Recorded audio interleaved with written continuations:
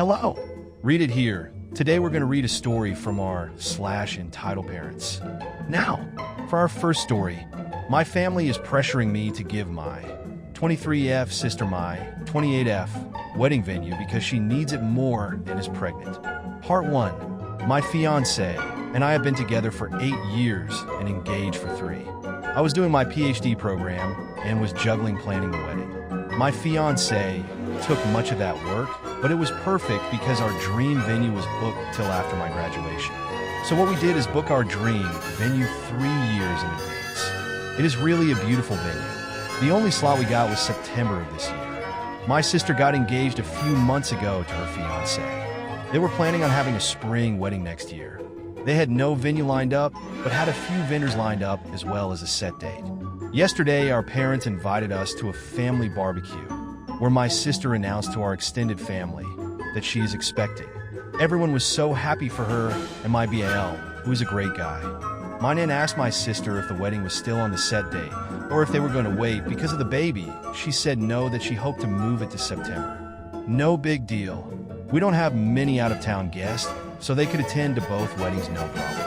Nan was happy and asked sister if she needed help planning such a short notice wedding. My sister then turns around and said, asterisk, that's what I wanted to talk to you about. I was really hoping we could kind of like take your venue. I really cannot stress myself too much with planning a wedding while going to maternity classes. And I think it is so beautiful. It would really mean a lot to me, Star. It went silent, but everyone was looking at me, expecting me to say, yes, of course, everything for my little sister. My brother-in-law looked very uncomfortable and told her that they had talked about this and that it was not okay to put me on the spot. But my sister just said, asterisk, don't be like that. My sister wants to do what's best for me, so it's no big deal, right? Asterisk, I just said, well, it kind of is. I don't know. I have my heart really set on the venue, cue the crying. She stormed off, and told me that I was being selfish because she needed the venue more than I did. I tried to defend myself, and my mother said, you waited 3 years. Would it have killed you to wait a few more months? When has your sister ever asked you for something? A few comments later, my fiancé got really mad and we left. My sister called me crying and said that it was unfair that I always get what I want and that I could have done this one thing for her. Dad said it is just a venue and what matters is the person who you are marrying. He is kid of right, but we have been planning for so long. My fiancé is furious with my family and doesn't even want my sister to come. Now my family is threatening not to come because I am being selfish and my sister needs it more than me because having a baby is too stressful. Part 2. My brother-in-law called me and apologized for the inconvenience. He told me he had discussed it with my sister and she had told him she would not ask.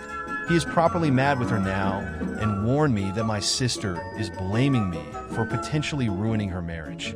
My father has sent me about 5 texts along the lines of, I hope you are happy your sister hasn't stopped crying since yesterday, and so on and so on. My fiancé and I have decided to boot my sister from the bridal party and replace her with my aunt, who is the only family member that took my side. We have not decided whether or not we will invite my family as a whole. Furthermore, my mom took it upon her to tell on us.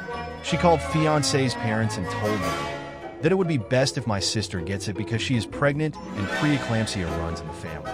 Whatever that means, my future father-in-law told them to fuck off and basically ripped my mom a new one for expecting something so ridiculous and that they were going to lose me if they kept playing favorites. So my mom is now crying too and saying that my father-in-law is an ass. This is just getting so pathetic. It seems straight out of a bad soap opera. My in-laws are driving to us currently with some supper and wine and basically told me to not worry and that no matter what happens that they will be my safety net. I cried of happiness. My sister saw this story while browsing on her Reddit ACC. She lost her mind. She accused me of painting her like a loony and misinterpreting facts. Info. My sister got wind of the situation due to various media outlets and went on Reddit. She said that I was being unfair, that she is family, and that she asked it nicely because she loves me. She also underlines the fact that the opinion of internet strangers doesn't count because family is more important, and I should focus on making my family happy. The only text I sent back was this: I am sorry that you perceived it that way. I did not in any manner distort what happened. As you might notice, I didn't describe your tone nor exaggerated anything. Perhaps you have that night different in your mind than I do, but I digress. I am sick and tired to bending to your will. My whole life I have been your servant and your doormat. Remember all the birthdays I had to share with you because you would throw a tantrum because you didn't get presents? Or when you cried so that I would fill out job applications for you? But the thing that has hurt me most till now is when you ruined my graduation. I am done. I admit that I also spoiled you, but I will not any longer. If you want to marry so bad before your baby is born, then you could look at Hotel X that offers last-minute weddings. I have spent too much time planning MY wedding to gift it to you. And if you want to ruin our relationship over this, then go ahead. I will sleep sound and safe knowing that it wasn't my fault. She only sent me a wow. You must love me so very much. And blocked me. She unblocked me this morning to send me this. Wedding planner. Hello, dear. I got the message from your mother and will proceed with the rebooking of the venue on the spot. However, this will have extra costs as we have to change the names on the contract. Please come by my office tomorrow so we can sign the new contract. Sister, that's great. I'll be there at 9. My parents haven't actually written me since the thing with my father-in-law. My older brother. Yes, I have an older brother, but he lives in another city and wasn't at the barbecue. That's why I didn't mention him. Plus, he initially could not come to the wedding because of work and changed his plans after hearing about all the story. Contacted me and wanted to know what happened because he got a weird story from Mom and Dad. Mom had told him that I had offered previous to the barbecue to give up the venue to my sister and that I humiliated her. I told him what really happened and he had no problem believing me. We talked a lot about our parents' behavior, and he confessed that him moving was partly due to our parents being, and I quote, shitheads to us. He told me that Mom had gotten wind from the Post and was mad at me for betraying my family. I haven't written my parents what so many of you advised me to, because I have to come to terms with the fact that they love my sister more than me, if they love me at all. The wedding. We sat together and put passwords with majority of our vendors, and also with the venue directly. We didn't talk to our planner yet, which is why the text of my sister worries me so much. Also, we canceled the catering that my parents paid for. So short term, we won't be able to get a full catering like we wanted to. But all our friends and my fiance's family will help us prepare a buffet, and everyone is going to chip in. That will be our bachelor party. As we will have to spend more on our food now, we canceled our bachelor parties, and we'll have a family and friends cooking session. Thank you again for helping me see how toxic my family is. I'll try to sort it out. If they apologize from the bottom of their heart, they will be allowed into my wedding. But if not, then well, I still have my brother, who will be walking me down to the aisle, and my aunt. Part 3. We called my planner, and she was actually really horrified. She told me she never had as much as talked to my mother since the day we went to book the venue. She assured me that even if they were to call and say that I wanted it, I had to be present to make any changes. So we informed everyone that will work for us on our wedding, and they offered to hire security for that day at a reduced price. Let's hear from the comment section. Comment 1. If OP's sister is reading this, you claim that OP isn't doing this for you despite being family. Ask yourself, have you been doing your part as her family? She's been planning this for 3 years, and you want to just take it away from her. Should family be doing this? Comment 2. Damn, no offense OP, but your family sucks. I'm really sorry you're going through this. I hope your wedding is gorgeous and they don't fuck it up. Comment 3. Hubs and I were contemplating the security thing. We wanted to do it in our hometown, but then we moved 7 hours away up north. Mid-planning, I just went fuck this. Let's just go to town hall and let everyone know after the fact. I can't say it enough. Toxic family members do not give a shit. I didn't want the stress, he didn't want the stress, and instead of having to worry about major shitheads, we had a great time. You definitely know who loves you when the word comes out. Those who do are a bit disappointed they weren't there, but get it and are just as stoked as you are. The selfish ass threw a bitch fit. We laughed. Comment 4. I still find it hilariously, sadly ironic that your dad says the venue doesn't matter, but what matters is who you will marry. If he believed this, then he would be saying that to your spoiled brat sister, not you. Mazel tov on the upcoming wedding. I hope despite the family drama, you are able to enjoy your big day. Now, for our second story. My mother is mad at me. because I don't want to talk to her. So, it's basically what the title says. I'm 21, I just got a new job, and I'm looking to move out in the next 6 months, God willing, everything goes to plan. But anyways, my mother has stated in the past that she doesn't want to work and that she wants someone to take care of her. She doesn't care if it's me, my uncle, or a boyfriend. She just wants someone to always do everything for her. I'm sick of it because every time I've gotten a job in the past, she's wanted my money for her things. The main thing that sticks out to me was when I got my first job at 15. After I got paid my first check, she demanded I paid for her cigarettes, and when I said I wasn't going to, she started an argument with me in the car and wouldn't stop until I gave her my debit card. I just got a new job as an SDNA, which if you don't know is a state-tested nursing assistant. I have a license to do nursing care in my state. I have orientation for this job on Wednesday, but the thing that I'm writing this about is what just happened. She came into my room and asked me if I thought that there was mold, and I said that I don't know. I've never given it much thought if there was or not. She then told me, "You don't think about anything," then shut my door and left and called my uncle and told him this. Then she started saying how I only care about my computer. I do Twitch and YouTube on the side to earn extra money, so that's why I'm on my computer. She then started saying the dog we have is annoying, and that she wants to put our perfectly healthy dog down just because she doesn't take the dog outside, and then blames it on me when the dog poops and pees in the house.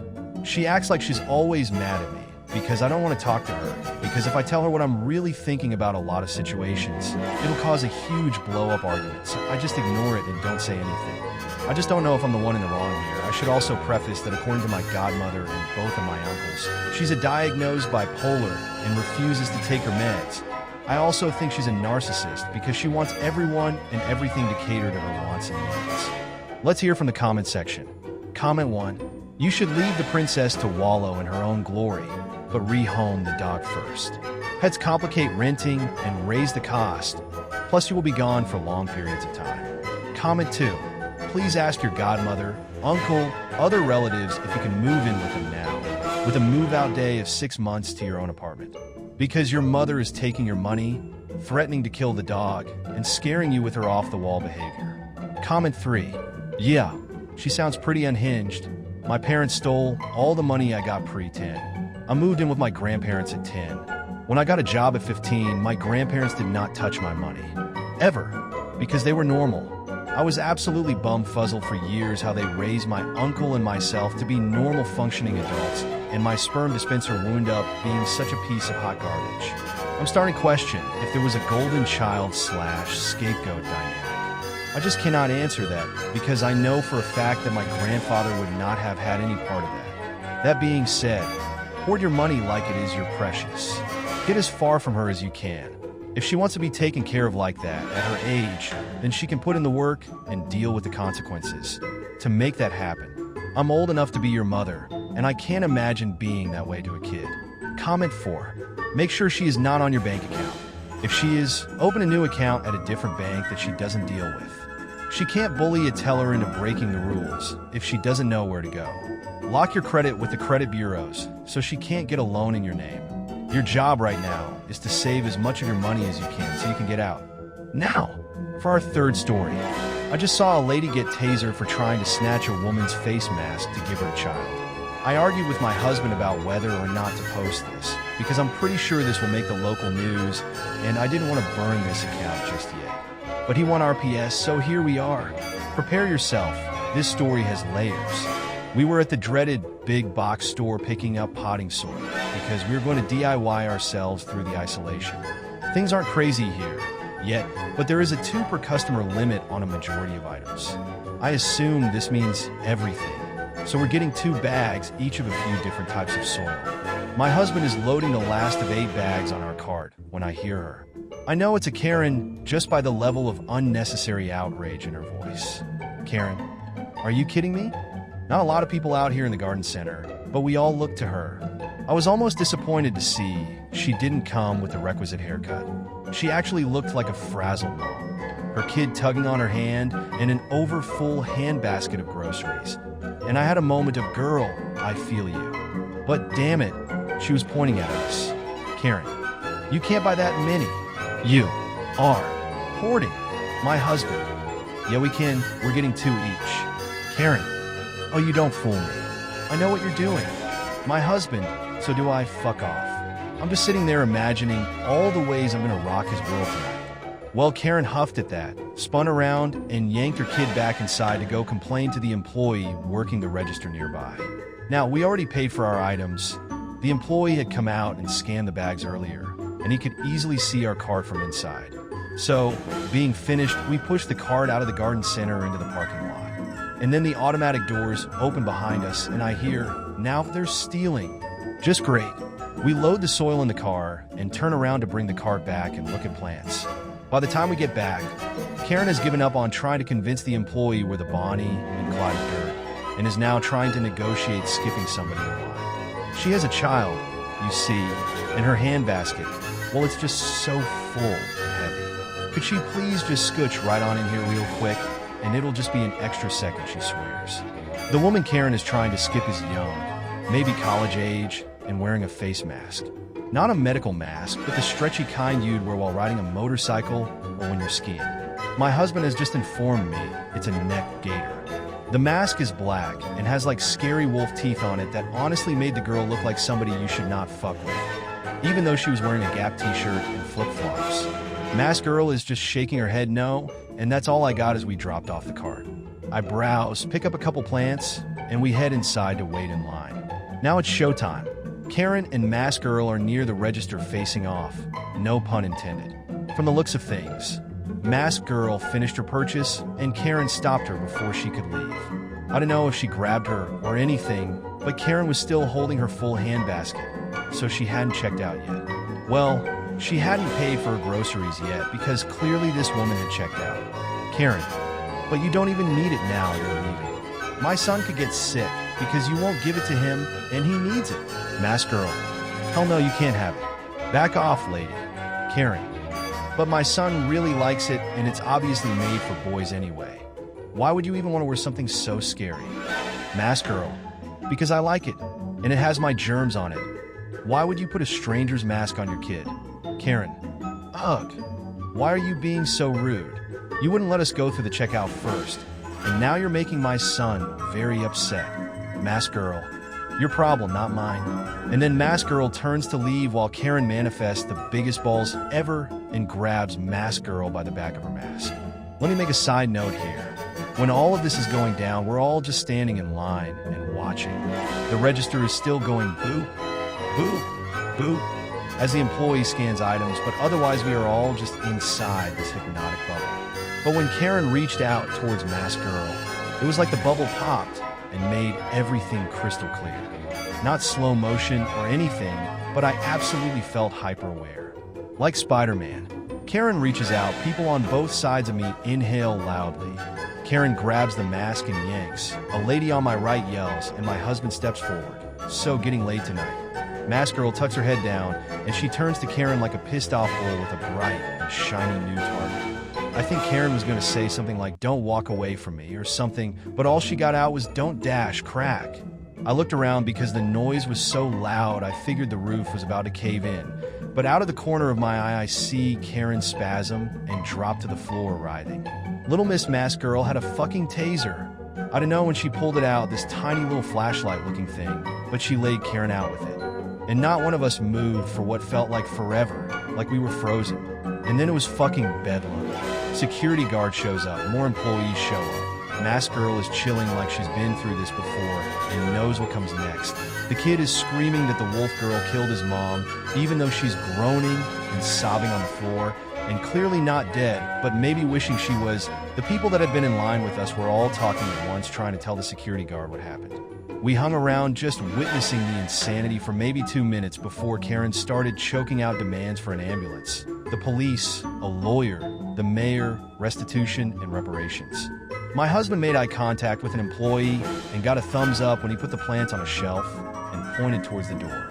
We got the fuck out of there. We drove home in silence until my husband parked the car in our driveway, and then we just burst out laughing.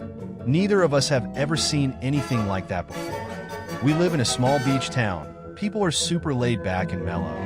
Karen was anything but, and I hope to never see her again. ETA. Not sure what the awards mean, but I thank you very much. I made this account to tell a story that happened 25 years ago, and blew my shot on a Karen instead, slowly responding to messages, but to answer a couple cues. I can't access security footage. I am an unreliable narrator in what Karen's body actually did. I wasn't looking directly at her, but she flailed, fell, and squirmed while groaning. I do not know the difference between a taser and a stun gun. Masked Girl had what looked like a thin battery flashlight. We have very lax taser laws in this state. Thanks for reading. Take care of yourselves and stay safe. Let's hear from the comment section. Comment 1. On the other hand, we all learned how to keep our hands to ourselves in kindergarten. As an adult, we continue to do so, not only because it's the right thing to do, but also because you never know when a bitch might be armed. Comment 2.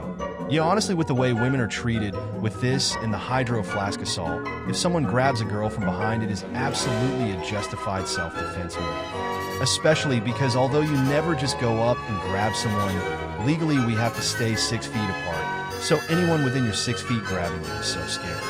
Comment 3. My mom was telling me the other day about how she was carrying pepper spray just in case when she went to get supplies for her vegetable garden, and now y'all got me worried all over again that she might have to use it, because if she were in Masked Girl's position, she would too. Lordy, at least Karen forgot about you stealing dirt in a hurry, right? Comment 4. I don't know. When the story got to Karen requesting the mask for her kid, I thought maybe you were making that part up. I almost hope you were making that part up because I cannot fathom anybody behaving like this. How do these Karens procreate? Who is having sex with these Karens? Is there a male version of Karen? Now, for our 4th story. Hello, I'm from India.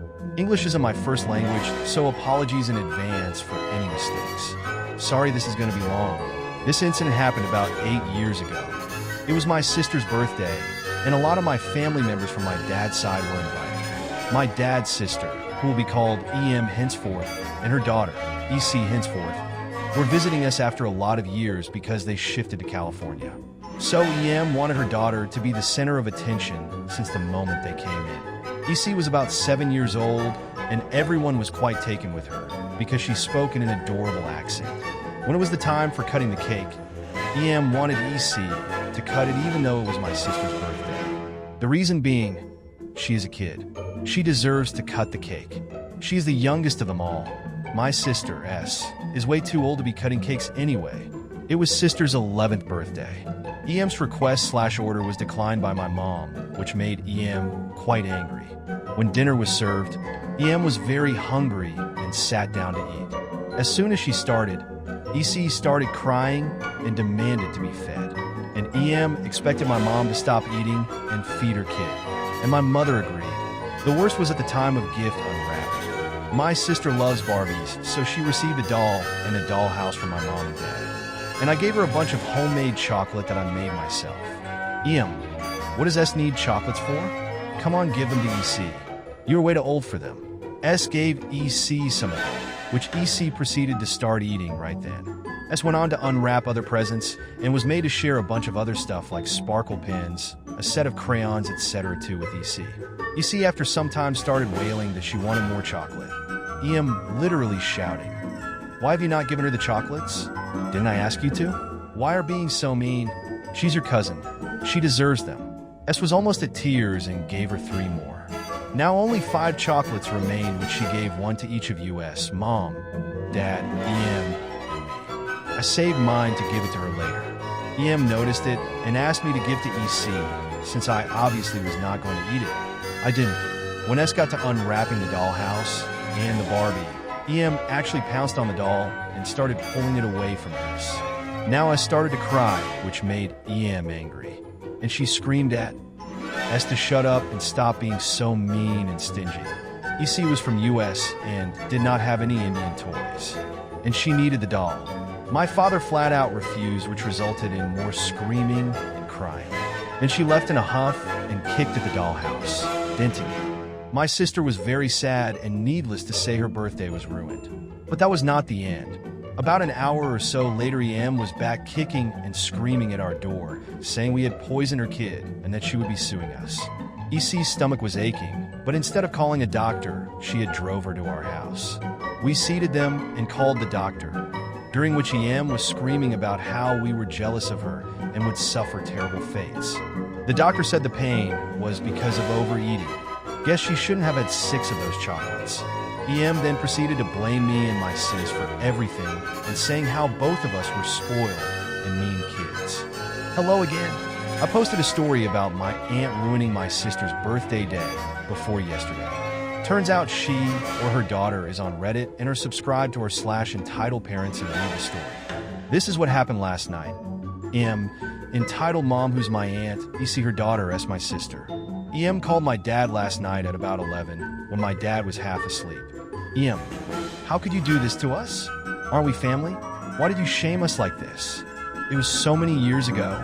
Couldn't you just let it go? And my dad no idea what she's going on about, so he asks her what has happened. To which he tells him that we posted on Reddit about my sister's birthday. My dad doesn't know and doesn't care what Reddit is and asks what's the big deal. Why so your daughters do things without telling you? You should keep an eye on them. Don't let them get out of hand. You should have taught them manners. My name just exposed us and shamed us online. Dad, what are you saying? How did she expose you? She hasn't even talked to you in years. She posted a story about us, and as soon as EC read it, we knew it was about us. I haven't divulged any names in that story, not even mine. Dad asked me if I did that and why. So it took a total of 15 to 20 minutes to explain Dad what Reddit is and what I did.